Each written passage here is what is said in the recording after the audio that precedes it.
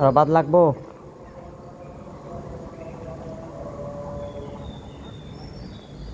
বাপ মা নাই, ঘর বাড়ি নাই,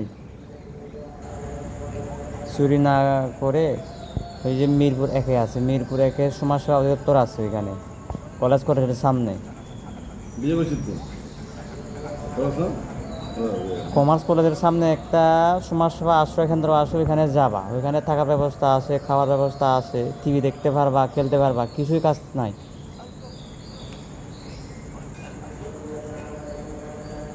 ভাগ্য ভালো তো আমাদের হাতে পড়ছো, অন্যদের হাতে পড়লে তো তখন পিঠের শাল তুলে দিত সব।